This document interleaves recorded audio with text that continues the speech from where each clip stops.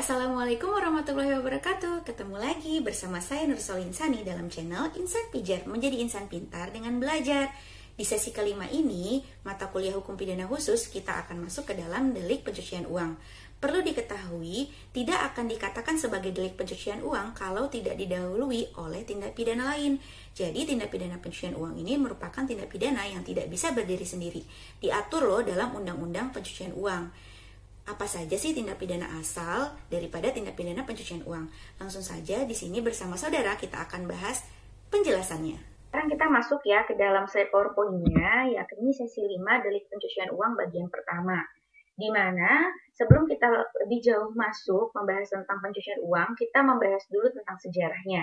Sejarah daripada pencucian uang ini dimulai dari tahun 1920-an ya, di Amerika Serikat. Kala itu ada sekelompok organisasi yang dipelopori oleh Al Capone kala itu, yang memiliki banyak usaha binatu atau laundry ya, untuk menyamarkan uang haram mereka, di mana mereka itu menempatkan uang hasil kejahatan mereka tersebut di beberapa usaha binatunya atau usaha laundry ya, binatu itu. Kemudian akhirnya dikenallah istilah money laundering untuk menyamarkan uang hasil tindak pidana. Oke, jadi dari situ ya sejarah dari kata pencucian uang ini muncul. Di Indonesia sendiri sebenarnya untuk kriminalisasi pencucian uang ini dikenal baru gitu ya. Kenapa saya katakan baru? Karena baru pada tahun 2002 lah Indonesia mempunyai undang-undang yang mengatur tentang tindak pidana pencucian uang, yaitu Undang-Undang Nomor 15. Undang-undang ini muncul sebab maraknya kekayaan yang jumlahnya makin bertambah besar yang dilakukan oleh warga negara Indonesia di dalam wilayah negara Indonesia maupun di luar wilayah negara Indonesia. Dan lagi untuk menyamarkan hasil daripada kejahatan mereka itu baik di dalam wilayah Indonesia maupun di luar wilayah Indonesia. Nah, jadilah dibuat Undang-Undang Nomor 15 tahun 2002 ini. Undang-undang ini hanya bertahan 1 tahun saja, yang mana dirubah ya, menjadi Undang-Undang Nomor 25 tahun 2003. Alasan perubahannya sebab Undang-Undang 15 tahun 2002 ini harus dipertegas lagi sanksi pidana terhadap pelaku pencucian uang, dan juga harus mengikuti perkembangan zaman serta standar internasional seperti itu. Nah, seiring perkembangan zaman, kita menerbitkan juga Undang-Undang Nomor 8 tahun 2010. Dengan terbitnya Undang-Undang Nomor 8 tahun 2010 ini menghapuskan ya, tadinya kan diubah, sekarang dihapuskan, berarti undang-undang yang di atasnya ini sudah tidak berlaku lagi. Diterbitkanlah Undang-Undang Nomor 8 tahun 2010. Alasannya ya, di sini ada nih. Alasannya adalah karena tindak pidana pencucian uang tidak hanya mengancam stabilitas perekonomian dan integritas sistem keuangan, tapi juga dapat membahayakan sendi-sendi kehidupan bermasyarakat, berbangsa dan bernegara berdasarkan Pancasila serta Undang-Undang Dasar 1945. Nah, seperti itu ya untuk perjalanan daripada dasar hukum pencucian uang di Indonesia. Pengertian pencucian uang ini saya mengangkat dari lampiran keputusan Kepala PPATK ya, yang mana dikatakan pencucian uang adalah suatu proses atau perbuatan yang bertujuan untuk menyembunyikan atau menyamarkan asal-usul uang atau harta kekayaan yang diperoleh dari hasil tindak pidana yang kemudian diubah menjadi harta kekayaan yang seolah-olah berasal dari kegiatan yang sah. Nah, jadi kan uangnya ini kan tadinya berasal dari sesuatu yang tidak sah, berarti dari tindak pidana yang mendahulunya gitu. Selain pengertian pencucian uang yang bisa dilihat dalam lampiran keputusan ini, juga dapat saudara lihat dalam pasal 1 angka 1 Undang-Undang Nomor 25 tahun 2003 serta Undang-Undang Nomor 8 tahun 2010 yang tadi ya, tentangnya yang dasar hukum yang pertama. Jadi dapat dicek tuh di situ. Nah, sekarang kita masuk ke dalam pengertian secara umum daripada pencucian uang itu. Apa sih? Pencucian uang ini disebut sebagai perbuatan pidana yang dilakukan oleh orang atau badan hukum dengan cara penempatan, transfer, dan menggunakan harta kekayaan yang diperoleh dari hasil kejahatan seolah-olah uang itu sah. Jadi jahat ya, dia supaya nggak dianggap sebagai pelaku tindak pidana, uang hasil kekayaannya seolah-olah bisa itu tuh dari pekerjaan dia yang sah gitu kan. Nah, apa sih unsurnya daripada pencucian uang ini gitu? Unsurnya yakni adanya perbuatan pidana. Nah, ada perbuatan pidana dulu. Jadi TPPU ini tidak bisa berdiri sendiri. Jadi dia tuh harus didahului oleh tindak pidana lain. Perbuatan pidananya apa? Tentu saja yang tadi menyamarkan uang hasil kejahatan. Subjek pidananya ada orang atau badan hukum. Objeknya tentu saja harta kekayaan. Jenis perbuatannya tadi ada penempatan, transfer, dan lain sebagainya. Untuk agar dianggap seolah-olah uang tersebut adalah uang yang sah, bukan uang yang haram. Kemudian ada tahapan pencucian uang. Tadi kita sudah masuk ke pengertiannya, sekarang kita masuk ke tahapan pencucian uangnya. Tahapan pencucian uang sendiri menurut Gary A. Ferguson dibagi menjadi 3 bagian. Nah, ada placement, ada layering, ada integration. Di mana untuk penjelasan daripada placement, layering, integration ini dapat dilihat dalam penjelasannya. Buka undang-undangnya tapi bagian penjelasannya. Nomor 15 tahun 2002 tentang tindak pidana pencucian uang. Dari penjelasan Undang-Undang Nomor 15 tahun 2002 tentang masing-masing tahapan pencucian uang ini, kalau sudah dibaca ya, ini dapat ditarik beberapa unsurnya. Yang pertama unsur penempatan atau placement, ya, placement.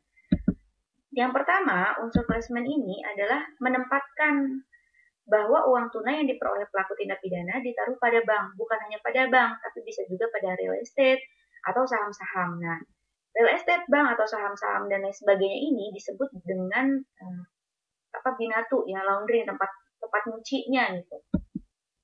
Kemudian objeknya tentu saja uang tunai, uang yang berasal dari suatu tindak pidana yang mendahului tindak pidana pencucian uang ini. Tempat penempatan uangnya bisa berupa uang giral. Uang giral itu disebut juga sebagai surat berharga. Yang macam-macam surat berharga itu ada cek, ada wesel bank, sertifikat, deposito, juga termasuk ke dalam surat berharga seperti itu. Inilah unsur placement. Nah, yang kedua ada unsur layering. Unsur layering ini tidak kalah juga dengan unsur placement. Layering ini terdiri dari mentransfer atau memindahkan harta kekayaan yang berasal dari tindak pidana tersebut, menempatkan uang pada penyedia jasa keuangan, terutama bank, selanjutnya dipindahkan ke penyedia jasa keuangan lain. Jadi udah ditransfer atau ditempatkan ke bank atau saham dan sebagainya, habis itu diolah lagi gitu. Nah, terus gitu ya. Itu disebut layering. Jadi ada 3 unsurnya tadi ya. Kita ulangi ya, mentransfer, memindahkan harta kekayaan tersebut ke jasa keuangan, kemudian dipindahkan lagi terus. Akhirnya nanti seolah-olah uang itu sah. Kemudian kita masuk ke unsur integration ya.